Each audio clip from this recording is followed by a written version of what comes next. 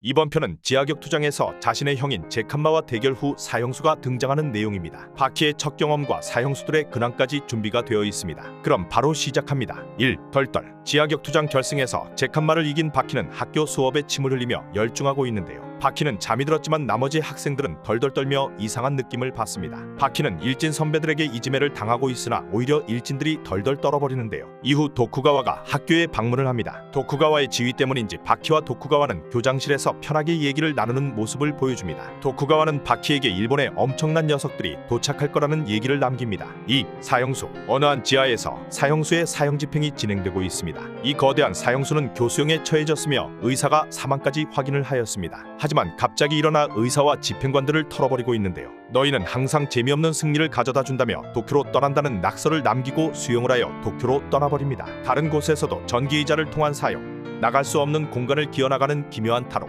수심 200m에서 수영을 하는 탈옥 등 5명의 사형수들이 한 번에 도쿄 쪽으로 향하는 모습을 보여주는데요. 이들은 모두 패배를 알고 싶다는 얘기를 남깁니다. 3. 이쯤에 바키가 덜덜 떨게 만든 일진들이 다시 바키를 불러오는데요. 칼과 총을 사용하는 친구들과 다시 바키에게 이지매를 시전합니다. 바키가 일진들을 압도하며 바키에게 압도당한 일진들 뒤에 갑자기 거대한 사나이가 나타나는데요. 이 사내는 잠수정에서 탈옥한 사형수 스펙이었습니다. 스펙은 총을 들고 있는 일진에게 총을 달라며 갑자기 자신의 입에 총을 쏴버리는데요. 그러곤 바키에게 악수를 건네며 악수를 받아주자 스펙의 팔이 갑자기 떨어져 나가 버립니다. 떨어진 팔은 너의 사랑하는 사람의 팔이라 말하며 스펙은 갑자기 바키를 두들겨 패기 시작하네요. 이건 인사 정도라며 경찰에게 순순히 스펙은 잡혀가 버립니다. 스펙은 집을 구하기 귀찮은지 감옥을 자신의 집처럼 사용하네요. 4. 실내. 레츠와 카츠미가 훈련을 하는 곳에 사형수 도리안이 찾아오는데요. 신발을 신고 온 도리안을 카츠미가 나무라며 도리안과 싸움을 시작합니다. 누나를 찌르고 바닥판을 던지며 카츠미를 압도하는데요. 이후 레츠가 도리안을 막으니 미쳐버린 것인지 도리안은 갑자기 눈물을 흘리며 고맙다고 말합니다. 도리안은 코터를 뽑아 누나를 노리나 레츠는 막아내고 공격을 하는데요. 이후 먹던 술로 불을 지르고 도리안은 빤스런을 합니다. 5. 이가리. 프로레슬러 겸 격투인 이가리는 도쿠가와와 대화를 나누고 있는데요. 자신은 은퇴를 하였으나 유도 세계 1위의 젊은 다테오카를 소개시켜줍니다. 다테오카는 언제든 어디서든 상대가 있다면 싸울 준비가 되었다며 준비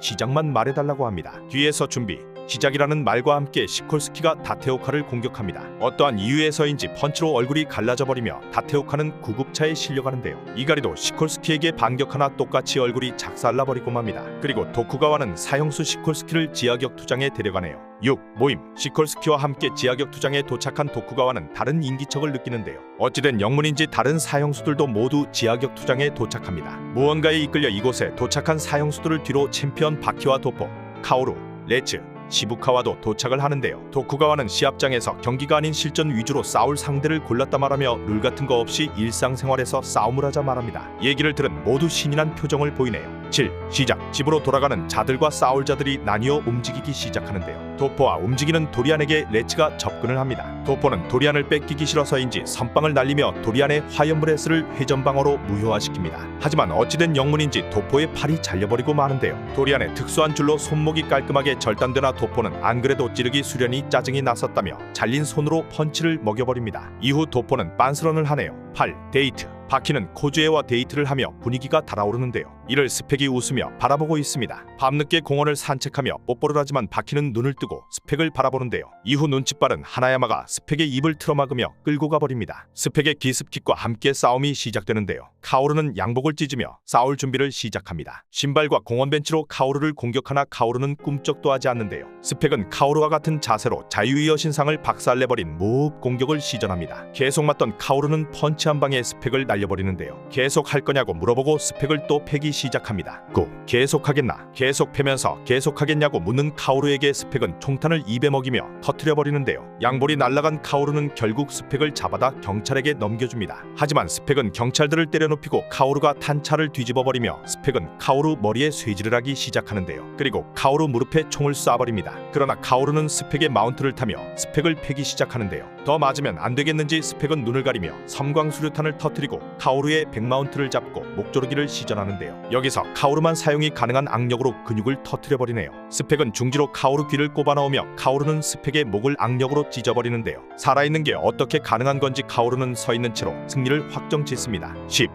학교에서 수업을 받는 바키에 반해 도일이 유리창을 깨며 찾아오는데요. 어째서인지 눈물을 보이며 도희를 책상과 함께 날려버립니다. 3층에서 뛰어내리며 바퀴는 학교 뒷길로 걸어가나 이번엔 낯질을 하는 야나기를 만나는데요. 야나기와 싸움 중 시부카와의 등장으로 싸움은 2대1이 되어버립니다. 야나기는 갑자기 지구상의 가장 강력한 독가스가 무엇인지 물어보며 바퀴에게 공도를 사용하며 바퀴는 기절해버립니다. 시부카와는 바퀴 넌 패배했다고 확인을 시켜주네요. 10일 눈물. 바퀴가 패한 뒤 도쿠가와 집에 시부카와 바퀴와 카오루, 도포 그리고 레츠가 모여있는데요. 도쿠가와는 바퀴의 패배에 눈물을 흘립니다. 침울한 분위기 속에 갑자기 사형수 도리안이 찾아오는데요. 신나와 라이터를 가져와 불을 지르려 하지만 카츠미가 도리안을 막아버립니다. 그리고 맨손격 투가고 뭐고 오히려 도리안 몸에 불을 질러버리는데요. 도포의 발이 잘린 것에 화가 났는지 이번엔 카토가 등장하여 도리안의 귀를 자르고 도포는 뒤치기를 해버리네요. 도리안은 카츠미와 카토의 실을 걸며 죽이려 하지만 도포는 가라테로 실을 잘라버리며 맨손 무술의 힘을 보여줍니다. 이후 도리안은 입에서 수류탄을 꺼내 터뜨리고 탈출하네요. 12. 에어 화풀이. 수류탄을 터뜨리고 도망간 도리안은 지하 비밀 장소에 도착합니다. 도리안을 뒤따라 카토가 따라 들어가는데요. 도리안은 한 수 알려주려는지 주먹에 본드를 묻힌 뒤 깨진 병조각을 붙여 전투 준비를 합니다. 카토의 눈알에 병조각이 박히며 카토와 도리안은 싸움을 시작하는데요. 카토의 공격이 다 막히며 깨진 유리병에 얼굴을 찍히고 맙니다. 도리안은 레츠에게 보여준 코털 날림 공격에 이어 턱수염 날림을 보여주며 노래를 부르기 시작하는데요.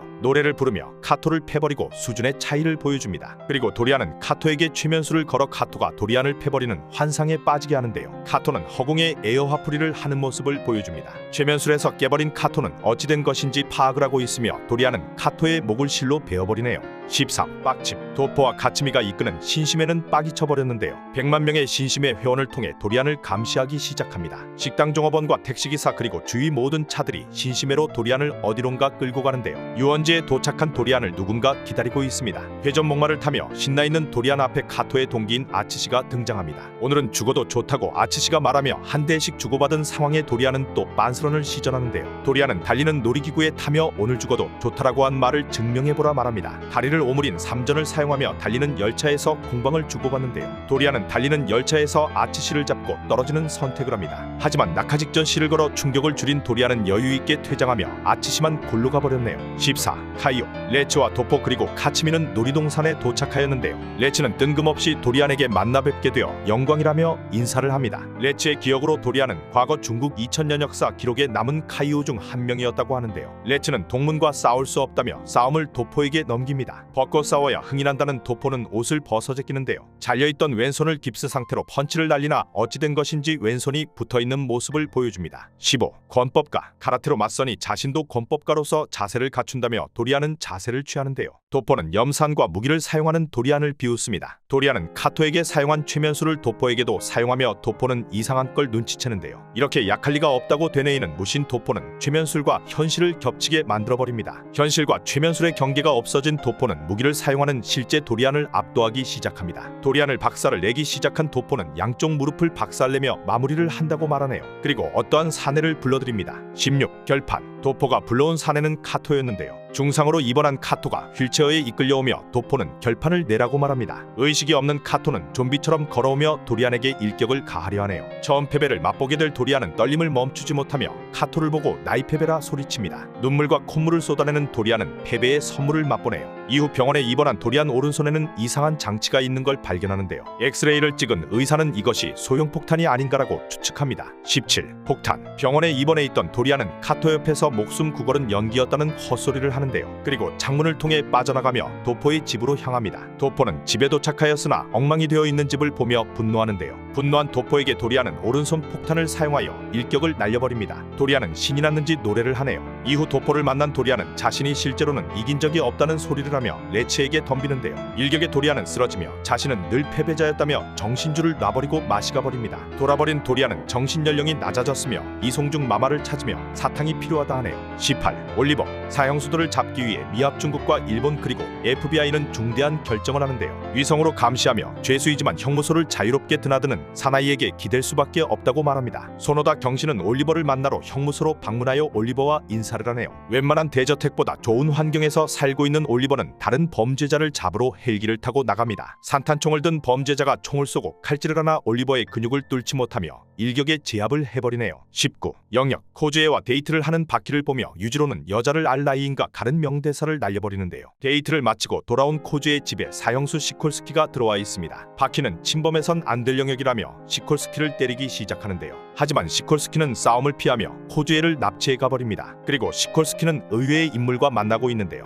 바로 바퀴의 아버지인 지상 최강 한마 유지로입니다. 유지로가 바퀴가 분노하면 어느 정도로 강해질지 테스트를 해본 것으로 생각되는데요. 카츠미의 도움으로 바퀴는 유지로와 시콜스키가 있는 호텔로 달려갑니다. 20. 위성감시자. 왜 코즈에를 베껴놓은지 모르겠지만 코즈에를 베낀 뒤 묶어놓고 시콜스키와 유지로는 얘기를 하고 있는데요. 여기서 유지로와 같이 위성감시 대상자인 언체인 올리버가 등장합니다. 언체인과 유지로가 시콜스키를 괴롭히는 사이 바퀴가 도착하는데요. 시콜스키를 유리창에서 떨어뜨려버리며 올리버는 바퀴에게 첫 살인을 축하한다고 말합니다. 올리버를 때리는 중 시콜스키는 벽을 타고 건물을 올라왔는데요. 시콜스키에게 한 대 얻어맞고 경찰이 도착하며 상황은 종료됩니다. 21. 팬티. 시콜스키는 자신의 아지트에서 알몸으로 몸을 닦고 있는데요. 뒤를 뒤따라 온 바퀴는 라운드 3라며 팬티를 입는 시콜스키에게 그대로 있으라 말합니다. 팬티를 입으려고 하나 바퀴는 공격을 시작하는데요. 깡통을 얼굴에 씌인 채로 때리며 불화를 차버립니다. 기절한 시콜스키를 보며 언체인이 박수를 치며 등장합니다. 올리버에게 시콜스키가 기습 공격을 하나 통하지 않으며 올리버는 알몸 시콜스키를 일격에 보내버리네요. 22.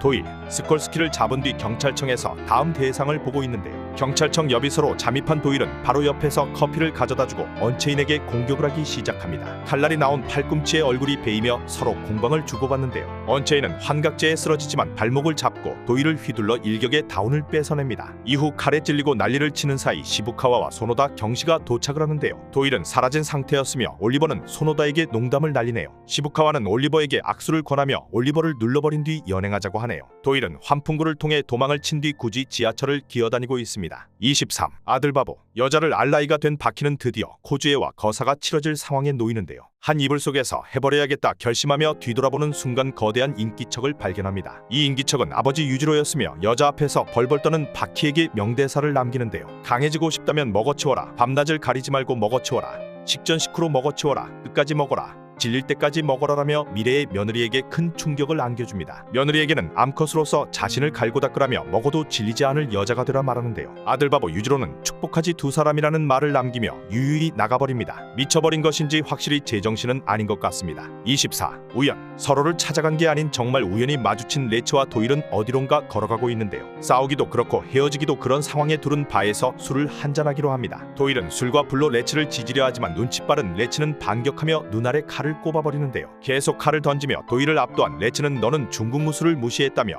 겁박한 뒤 대검을 꺼내어 휘두르기 시작합니다. 빤스러나는 도일을 압도하며 권봉으로 마무리를 지으려고 하는데요. 하지만 뒤에서 누군가 레츠에게 주사를 꼽으며 레츠는 기절해버리고 맙니다. 25. 우정. 뒤에서 주사를 꼽은 남자는 고련장에 성공한 한마제기였는데요. 뒤늦게 소식을 들었는지 사형수도를 찾으러 다니는 모습을 보입니다. 건강해지면 한판 붙자는 말과 함께 재근 떠나며 기절한 채 레츠는 길에 다니던 소매치기들에게 당하리기에 처합니다. 도일은 어찌된 영문인지 레츠를 도우며 밤새도록 레츠의 곁을 경호하네요. 아침에 깨어난 레츠는 도일의 행동에 감동하며 고속도로를 건너고 오토바이를 박살내고 10m의 도랑물을 달려서 건너버리는데요. 낚시를 하던 사람들은 어리 빠져버립니다. 겨우 도일을 심신의 병원에 데려다주며 도일은 깨어나게 되네요. 깨어난 도일은 심신회에 들어와 진심으로 감사하다고 합니다. 그리고 당신들을 묻어버린다는 미친 소리를 남기는데요. 결착은 지어야 한다며 방화복을 입고 분진 폭발을 일으켜 우정을 확인시켜줍니다. 26. 대장. 도리안에게 얼굴에 폭탄을 맞은 신심의 대장 도포는 분진 폭발을 일으킨 도일을 만나 약을 올리는데요. 가라테를 쓰지 않을 테니 덤벼보라 말합니다. 자존심이 상한 도일은 가라테를 쓰지 않겠다는 도포에게 덤비나 도포는 가라테로 도일을 기절시켜버리네요. 깨어난 도일은 신심의 도장에 있으며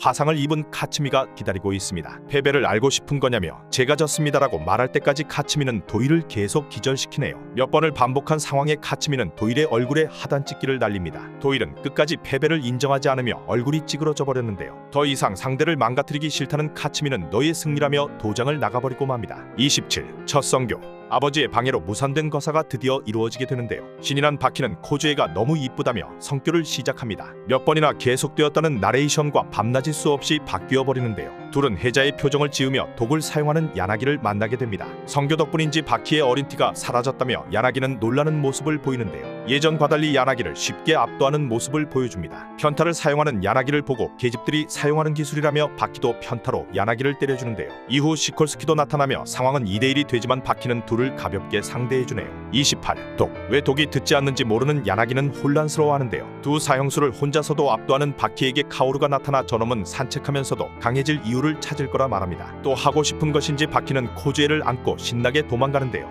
남아있는 두 사형수와 카오루는 마주하지만 하나야마는 자기는 안 할 거라며 돌아갑니다. 이게 무슨 상황인지 두 사형수는 얼이 빠지며 굴욕이라며 눈물을 보이네요. 패배를 한 사형수들은 여러 감정에 뒤덮여 있는데요. 약간의 우정이 생긴 것인지 도일과 카츠미는 정권을 알려주며 헤어지게 됩니다. 미국으로 향하는 배에 올라탄 도일은 야나기와 마주하는데요. 야나기는 꼴불견이라며 도일을 도발합니다. 레츠에게 한쪽 눈을 잃은 도일은 야나기 독에 당해 양쪽 눈 시력을 모두 잃게 됩니다. 공방을 주고받던 도일은 바다에 빠지며 야나기는 혼자 남게 되네요. 29. 지하격 투장. 길에서 잭을 만난 시콜스키는 공중전화 박스에 갇힌 채 어디론가 끌려가는데요. 끌려간 곳은 지하격 투장이며 관중들이 시콜스키에게 환호성을 보내줍니다. 상대가 누구여도 어디서든 싸울 수 있다고 하지 않았냐며 도쿠가와가 얘기하자 시콜스키는 빼도 박도 못하는 상황에 처하게 되었습니다. 잭에게 시콜스키는 덤벼들지만 완력으로는 잭을 감당하지 못하는데요. 시콜스키는 관중석의 뾰족 지팡이로 공격하지만 잭의 복근을 뚫어내지는 못합니다. 잭은 흥미가 다하였는지 물러나며 새로운 남자가 들어오네요. 30. 쪼꼬미. 작고 해맑은 미소를 보이는 남자는 가이아였는데요. 과거 바퀴를 가사 상태까지 몰아넣었던 남자입니다. 주변 사물을 잘 활용하는 가이아는 나이프를 들고 시콜스키를 위협하는데요. 총을 쏴대며 이길 수 있지만 자신은 주변 환경만 이용한다며 모래를 뿌려대기 시작합니다. 이빨이 박혀있는 모래 뿌리기로 가이아는 몸을 푸는데요. 이후 모래 연기를 만들며 위장을 시작합니다. 10초를 세기 시작한 가이아는 10초마다 불화를 차고 누나를 찌르는 등 고문을 시작하는데요. 시콜스키는 10초마다 얻어맞으며 가이아에게 공포를 느끼고 용서해달라 말합니다.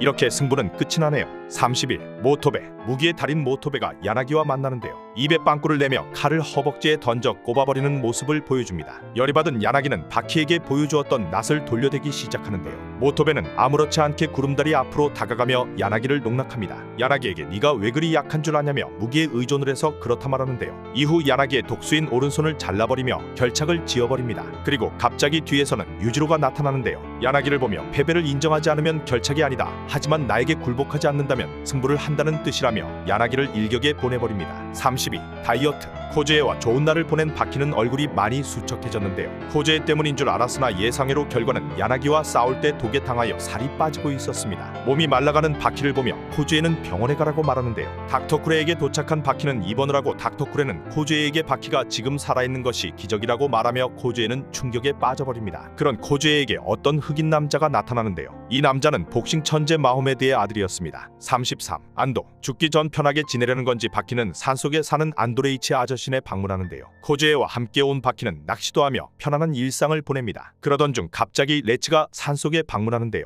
하라범 도쿠가와도 함께 왔으며 특급 헬기와 함께 바퀴와 코즈에를 태우고 중국으로 날아가기 시작합니다. 레츠는 도착한 바퀴를 뇌대에 올리겠다 카이오에게 말하며 자격은 충분하다고 하는데요. 바퀴를 의심하는 카이오는 바퀴를 테스트하지만 상대를 가볍게 압도하며 뇌대에 오를 자격이 주어지게 됩니다. 뇌대는 카이오들이 해왕이 되는 자격을 얻는 시합이었으나 여기엔 유지로도 참가 신청을 했다고 하는데요. 레츠가 바퀴를 뇌대에 참가시키는 건 이곳의 바퀴를 극한의 확률로 치료해줄 수 있는 한 남자가 있기 때문이었습니다. 34. 뭐하냐? 패배를 알고 싶다던 사형수들은 결국 맛이 갈 정도로 맞고 패배를 경험하였는데요. 카이오였던 도리아는 정신연령이 낮아진 채 스쿼트 자세로 사탕을 빨며 그림을 그리고 있습니다. 그리고 무언가 거대한 것에 대비하는 것처럼 체중까지 20kg가 늘었다고 합니다. 패배 후 누운 채 원래 신체 나이로 돌아가버린 스펙은 깨어나지 못했으나 꿈에서 버터플라이 수영을 하며 지내고 있는데요. 양쪽 시력을 잃은 도일은 자신이 고막까지 파괴하며 소리를 잃은 대신 촉감을 얻었다고 말합니다. 이번엔 피부인간하며 돌대로 돌아버린 모습을 보여주고 있습니다. 시콜스키는